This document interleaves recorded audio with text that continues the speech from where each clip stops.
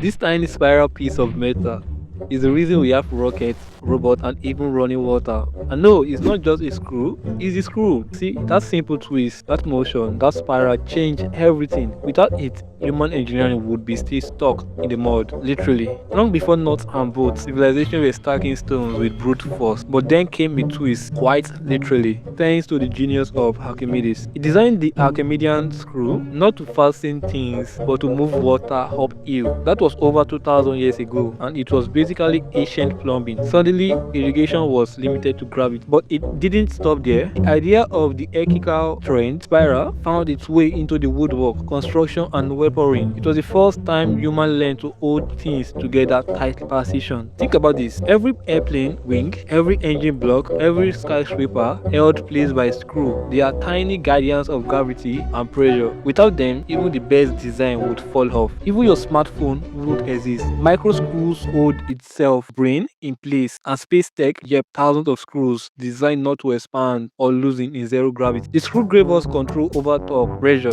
and permanence. It was a tool, a machine, and a method all in one. In fact, it's one of the 6 classical simple machines. It's just a ramp wrapped around a cylindrical, indigenous, right? And yet so basic.